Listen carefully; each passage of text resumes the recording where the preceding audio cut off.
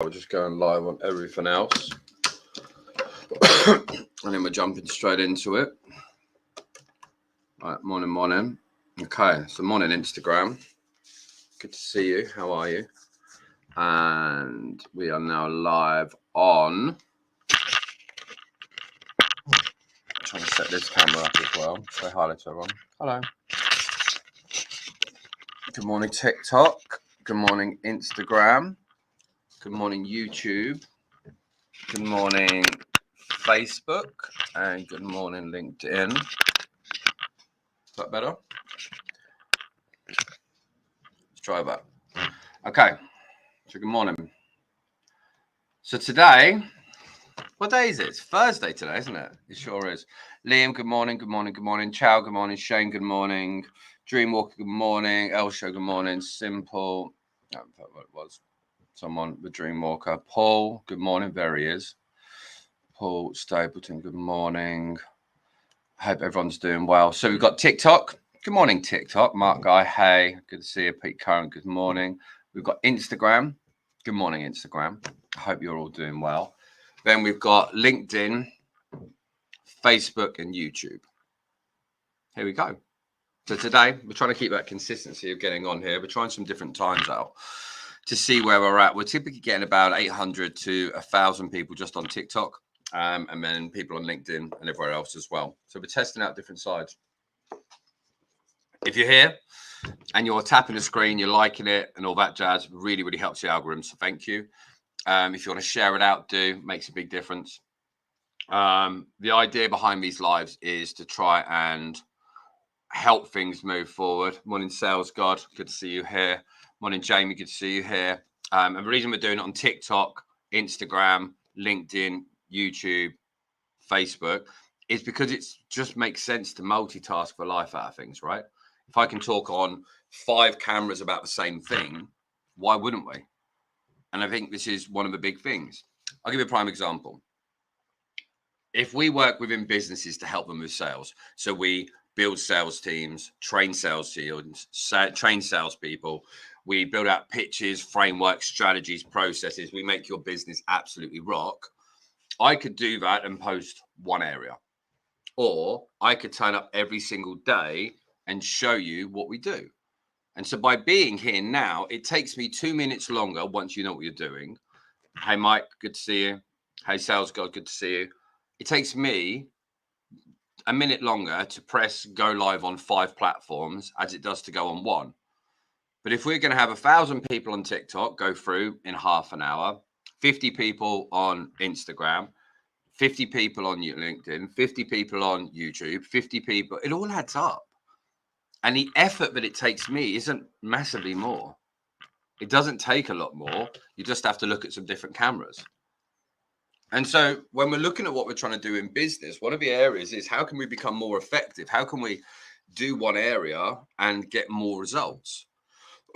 Now, on the flip side of that, one of the big areas that most people struggle with is when they're hiring someone like us, they don't know who to hire.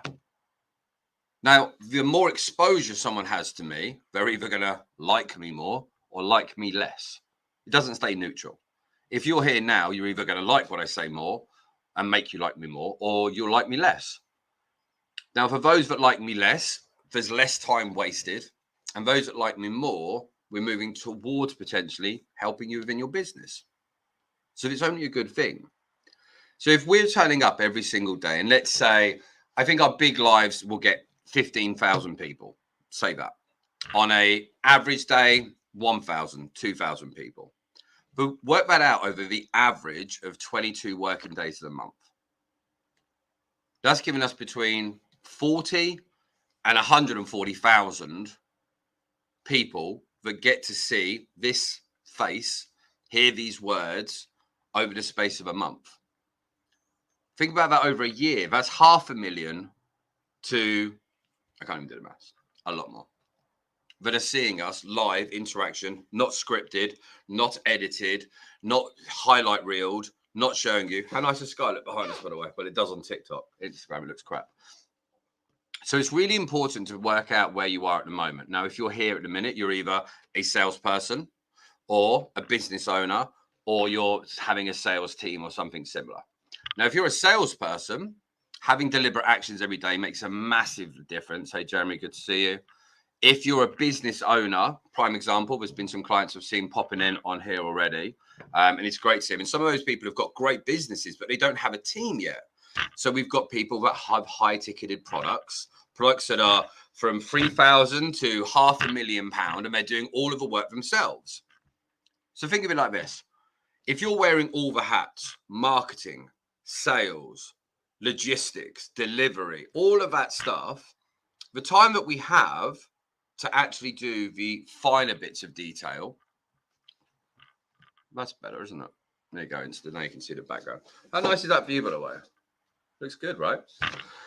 So the more skills we have in those areas, the more effective we are in those areas, the better. And I'll give you a prime example. If I've got, let's say, client X at the minute, we've got a new client who's been with us not long. Literally, we're talking under probably a week, maybe two. And he's got a great business model, great profit, huge opportunity, will absolutely soar. But he's doing all the work. And because he's an expert at what he does, he's not necessarily an expert in sales. So he knows that he could become more effective in what to say, when to say, how to say it. But then on top of that, how to bring people in, how the hook works, how this works, how that works, how the process works, how to bring all those pieces together and have it in a seamless process.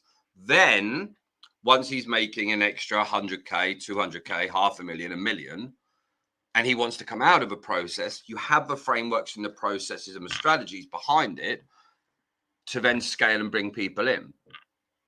And a lot of people out there, they're not taking the time to do these smaller parts to get there. It doesn't take a massive amount. Osama on TikTok has just put, "You buy my sexy goat. I only used him 4 times. Thanks, buddy. Appreciate you." So here's the thing. If you're a salesperson now, and then you think you're ever going to set up a business, really get heavy on learning the sales part to the best of your ability, not just for what you sell now, but the psychology behind it all. Because if you're ever going to set up a business, the more you can streamline it from just what you sell now to actual sales and being able to navigate the process better, it's only going to help you. And if you're a business owner, get really good at the sales side now so that when you bring new people in, you can spot good talent. Salespeople are very good at selling in an interview. But actually, if you understand how to identify the good salespeople from the bad, not just based on their interview, that means when you hire and you bring someone in, they're going to be more effective. And then you can have all the sales processes. Prime example, let's talk about customer X, who's with us now. The plan will be inside of the next 6 to 8 weeks. He's already got ads coming in. We're going to streamline the journey. We're going to get that all organized, get the email sequences right, get the pitch right, get the objection handling right, help him get the business in. Then the appointment setting call, we'll help him find an appointment setter, and then he won't do that first call. Now he can double down the time he used to spend on appointment setting and closing to just closing business. So now he's focused just on closing. That's going to improve more revenue. And then we can either add an extra appointment setter, scale up the ads, and then put in an actual closer. So now he can go back to running the business.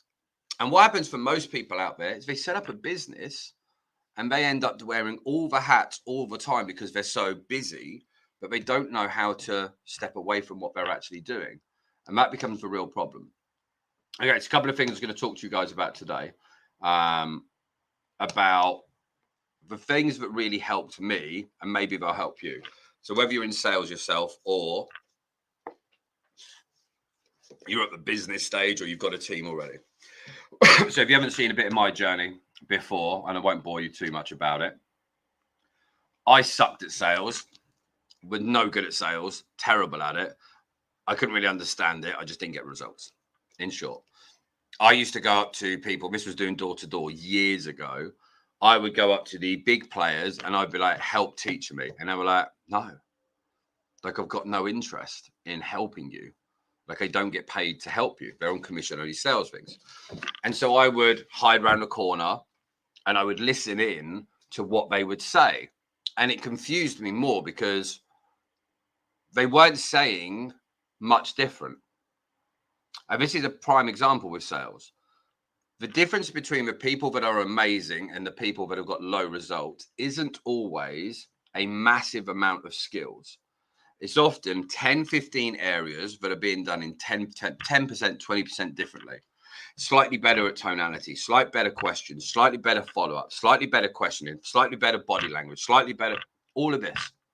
But combined, that makes a massive difference on the amount of results. The amount of times that we're talking to people now and they're missing out on deals by 1%, 2%, 5%. They just didn't do this one part right. They just didn't do this part right. And that's why learning the skills is so important, because we don't know the deals that we're missing. We just know we missed it. And it's very easy to go, oh, well, I didn't want to say this and I don't want to do this and buyers of this. Actually, become a professional to the highest possible level. Because if you're going out as a business owner or even as a salesperson, we pay our mortgages off this. We pay for your kids, their clothes, their toys, your holidays, your investments. Everything comes from what you take out of your work or your business. So if you're going to be out there every day, it makes more sense to be the most effective that you can be and not just go through the motions. Because imagine for the moment, if you've got a 20% conversion rate, if you go from a 20% conversion rate to a 30% conversion rate, you've just increased your conversions by 50%. And that means if you're in sales or you're a business owner, you could increase your profits by 50%, your wages by 50%. And so many people downplay this whole part. What is your conversion rate now? And work out the numbers. Really take the time to work out what the numbers are. How many people you talk to and how many deals you close. How many deals come from the first close? How many take 5 closes? Because this is what happens with a lot of businesses when we go into them. They don't have any follow-up. They have what they believe is the right strategy and it's not. So I'll give you a walkthrough on how this could look.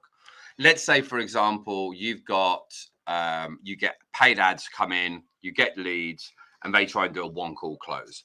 And with a 1-call close, that means we get on the phone, we talk to them, we find a solution, we make an offer, they don't buy. And a lot of businesses, they literally have that as their strategy, and then they occasionally will follow up if they're bored.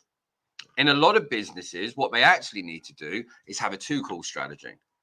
They need to have something where they have a first call, a first quick phone conversation to build up their interest, bridge the gap a little bit more about where they are now and where they want to be. Let's turn it around a little bit more. And then qualify them a little bit better, get people to go off and do a bit of research, maybe do some checks, then get back on for the actual presentation of the offer. Now they're ready to make a buying decision. Now, just by changing from 1 40-minute 1-call close to a 10-minute and a 30-minute 2-call close, it becomes far easier for you to get a better conversion. It also means that you're not wasting a huge amount of time pitching people that aren't relevant for what you're trying to sell. So that then means instead of having, let's say you do 5, you work in a company as a salesperson and you're doing 5 pitches a day. If you go from a 1-call close to a 2-call close, you might only do 30% less, but actually it becomes far easier. And this is the whole point. For most people that are out there now, they're just going through the motions because that's always been the way it's been done. But just because it's been done that way doesn't mean it's right. Think of it like being a farmer. There was a point that using the horse and plow was a really good idea. And actually, the horse and plow was the most up-to-date method of farming. And people out there would look at horse and plow and go, my God, they're so advanced. But if you now are using a horse and a plow, we're all aware that's not going to be the most productive way to use your time. You'd rather have a tractor. And we've all seen those giant bloody tractors.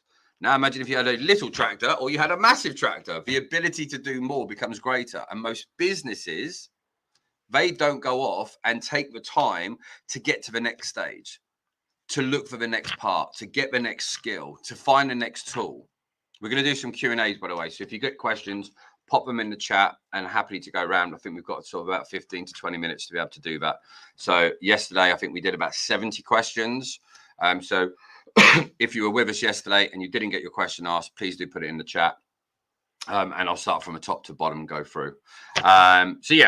So in short, whatever you're doing right now, if you're over the moon with your results, brilliant, keep going. If you're not happy, change, adapt. I feel like I might move this around here because I think that might be a little bit easier. Is that a bit better? That looks a bit better, doesn't it? The bright sunlight is getting us. Okay, so there we go, we're in. That looks a little bit better, I think. Cool. So we're going to go through some questions. So if you're with us on Facebook, YouTube, LinkedIn, Insta, or TikTok, pop a question in the chat. More than happy to go through and see what the crack is. I'm going to scroll to the top and let's have a look on TikTok.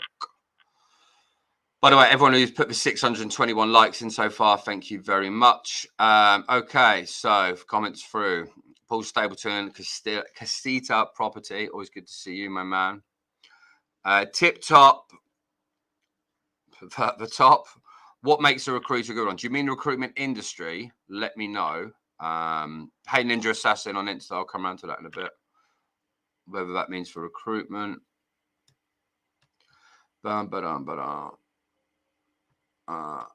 Great seeing so many people coming in, by the way, on the different socials. I'm just trying to scroll through. Okay. DC Flacco, as an account manager, timekeeping is a big issue. Any advice? Okay. So timekeeping as an issue for your team adverse to yourself. I always say when you're looking at timekeeping, if timekeeping is an issue, look at what you're actually expecting people to do. Some people, as a manager, account managers, will often look at what their team's expecting their team to do, but they're not doing. I'm going to sneeze. They're not doing the exact thing that they should be doing. They're not leading from the front. And often, a lot of timekeeping stuff is really outdated. Excuse me. A lot of timekeeping stuff's really outdated.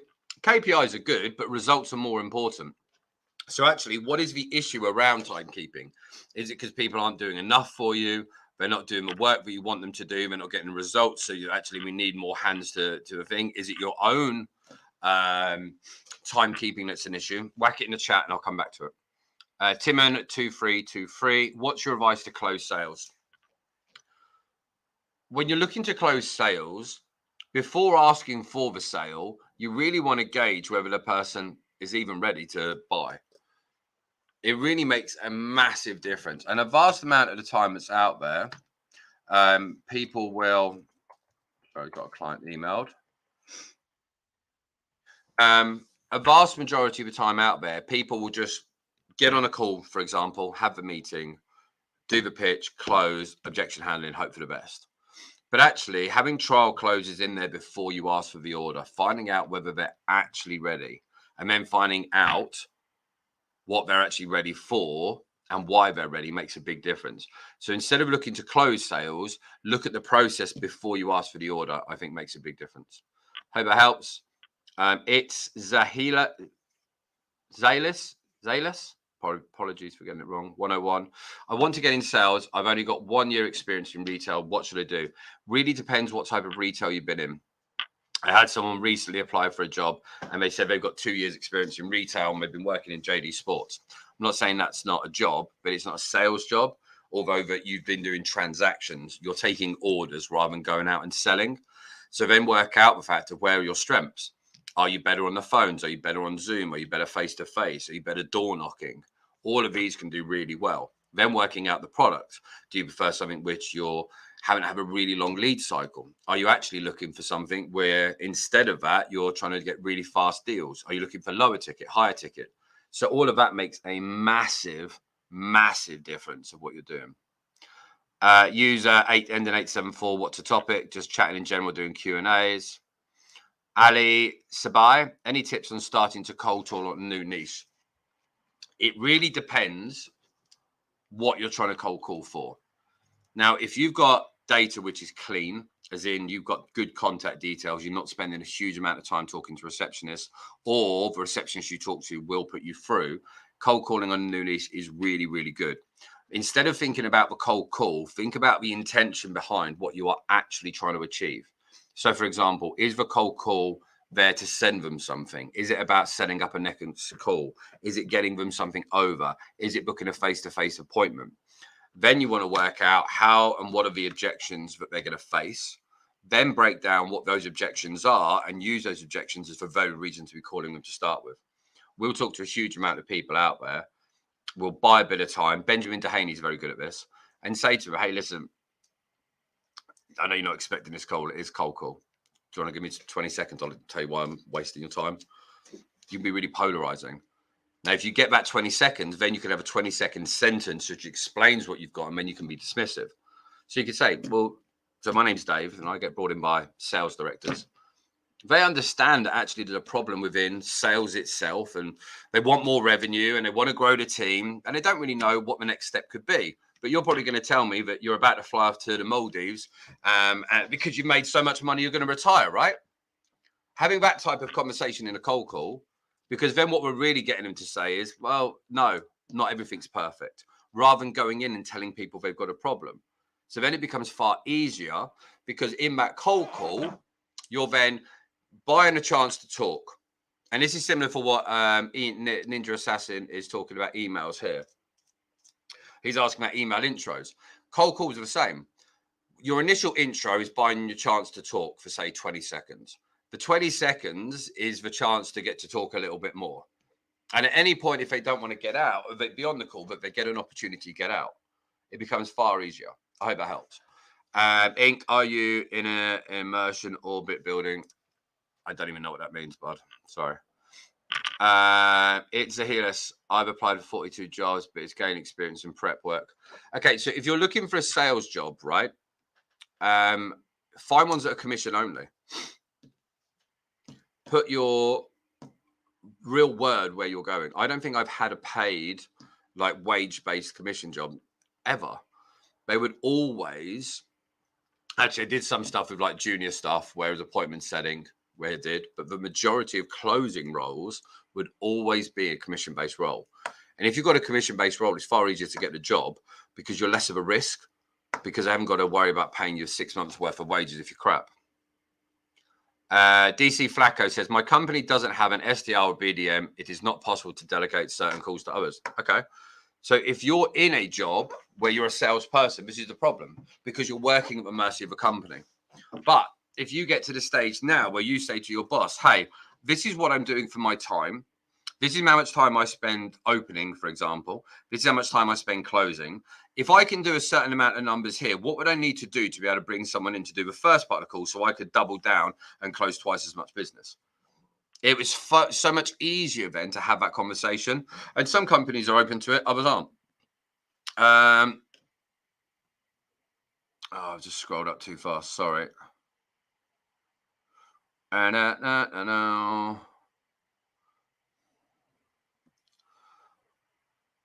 Kurs 17. What is your motivation to get into sales? Were you young? No, I was a little shit at school. I was only allowed to school 1 day a week. I became a chef, became really good at it, run restaurants by the time I was 8. That was like when I was 15. Then I was running restaurants by the time I was 18, got to 22, and I completely, 21, completely fell out of love with catering, had no qualifications, fell into sales because it was a commission-only job where you could just learn, and then moved forward and then found it was something I really enjoyed and just become good at it. Hope that helps. Steve D, is selling all about understanding needs? Selling is about changing, because if they already knew what they wanted, they wouldn't need you. So that means that they've got one perspective about an area, a problem, a pain point, and you have a different version, and it's showing this in a way that they like, to the extent where they want to swap places and be where you are. Darren, most effective introduction to a new business. So 2 seconds, Darren. Most effective introduction to a new outbound sales call. Never heard of you before. That's cool. Oh, do you mean you haven't heard of me, Darren? Put it in a bomb. Do you mean you haven't heard of me, or they haven't heard of you before?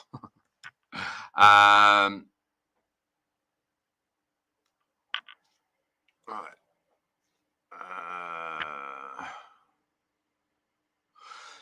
DC Flacco, I mean, timekeeping from a salesperson, POV, cold call. Okay. So when people are timekeeping, I'm not as bothered about timekeeping. I'm more concerned about the results. If someone worked for me or worked in one of the partner companies we work with, if they're top of the board, I'm not worried remotely about your timekeeping. I want you, hey, Brad, good to see you. I want you to be the best you can be at what you do. And if you're bringing in the results, you're going to get given a lot more slack. When you're looking at people doing cold, warm quotes and closes, the problem is in a lot of sales roles, people are jumping between one task to another instead of actually working out, here's a time block where all I'm doing is calls. Here's a time block where I'm just doing quotes. Here's a time block where I'm just doing closing. And actually then making sure in those sectors, how then you can be most effective. So less about timekeeping and more about accountability and productivity for me. Your mother says, so is the same concept as Jordan Belfort's 310s. I don't even know what that means. I haven't done his program, so maybe put some more details.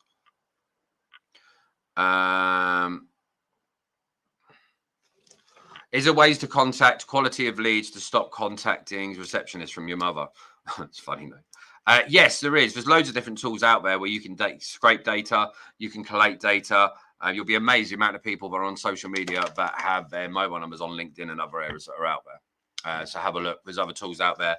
Apollo, Zoom Info. Again, you're paying for those, but it takes what you're paying out saves you a huge amount of time in man hours or person hours anyway.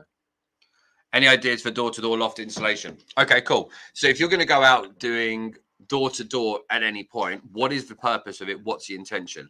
Are you looking to try and just book an appointment for later, or are you looking to sign them up there and then?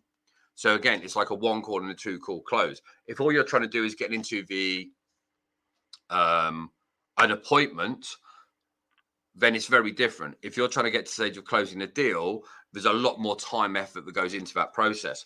But instead of thinking about loft insulation, think about the fact of what are people doing? What are their concerns? So at the moment, if we're looking at the cost of living, right? Maybe there's grants that are out there. Maybe there's ways of funding that goes out there. Maybe it's going to save them a huge amount of money.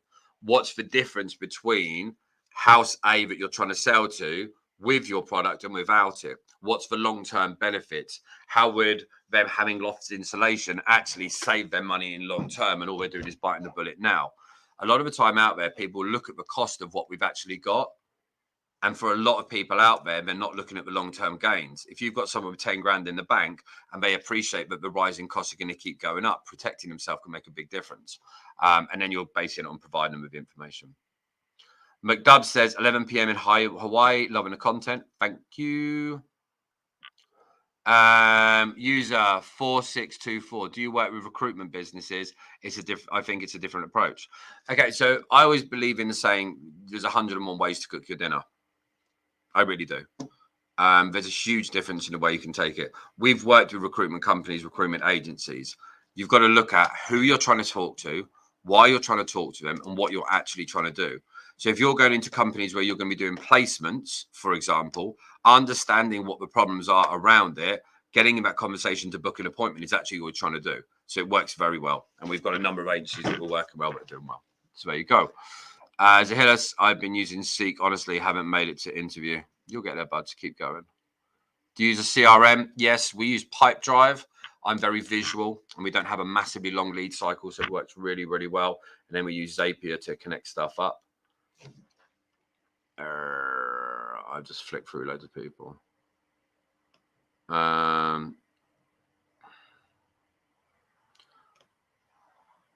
Okay, so Darren Thompson, he was asking about intro calls. Oh, I've got to find your question now. Most effective introduction to a new outbound. Okay, so when people don't know you, it doesn't really matter. That's completely normal. That's the idea of you phoning them. And if they did know about you, they would likely be calling you. So again, think about the intention behind it. I would say to people, listen, you don't know me, but there's a reason I wanted to give you a call. Do you mind me taking 10 seconds to explain why and hang up on me? It's not of interest.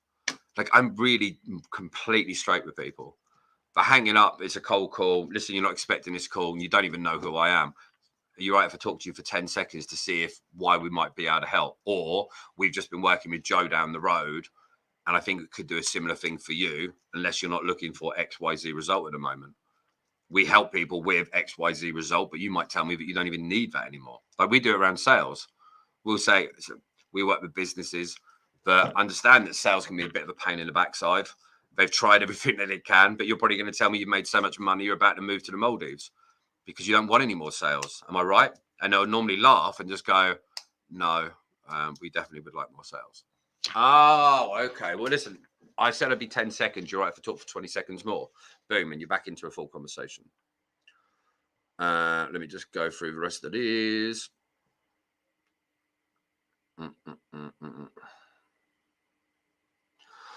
George says, David, can you help individuals running property and tenant managed business services? Yes, we can. Drop me a DM. More than happy to have a chat. We're doing quite a bit in the property space at the moment. There's a lot of opportunity, and because a lot of what you're dealing with is high ticketed repeat business, the deals are really worth it. So yeah, 100% drop me a DM and let's have a chat. Essex J, what about 1 for 40 for 73 for 100? I don't know, mate. I don't party anymore, so I couldn't tell you. George, keep up the good videos. Thank you. Mojo Graham, if you sold digital marketing services, how would you approach a cold lead? It depends on if you've got any data about them. So if you've already got data on what they're doing, then it makes a big difference of what you're actually looking to do. A huge amount of people out there don't have any data. So if you're going in blind, then you've got to look at what are the main pain points that you fix, or are you going to be a one-stop shop for everything, or are you going to go in with a massive one-stop everything, or just one key area that you fix?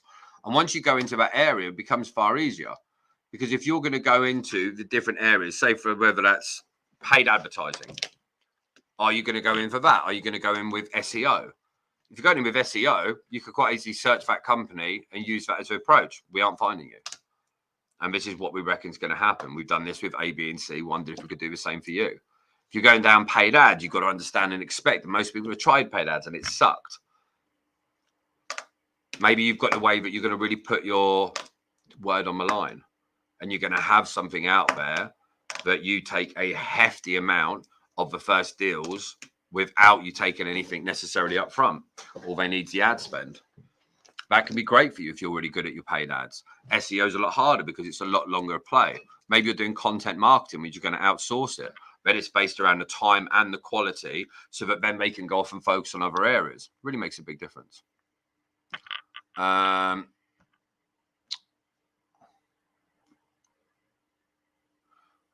Benjamin Johnson reported, brilliant. Minjita Law says reported. I haven't got a clue what you're on about. We need investment. Where's the truth? Okay. Kaylee L. Paul, hi. Are you a fan of the Sandler system? I haven't personally gone through the Sandler system, but with the amount of coaches I've been on, programs I've been on, most of these programs out there have got similar. It's about finding the ones that really work for you. That's about it. All right, we're at 1:15. I've got to go and get on some stuff, get on with the day. Good to have everyone in. A bit quiet on here today, so we might do an hour later tomorrow. 10 o'clock seems to be a really busy time for everyone. Reach out anytime. Thanks, Darren. Appreciate you. And I look forward to seeing you all on the next calls. You need anything, reach out, jump out, drop in, get in the DMs, book a call, and see how we can help you. All right. Take care, guys. Good to see everyone. Instagram, goodbye. TikTok, goodbye. YouTube, Facebook, and LinkedIn. We'll see you later.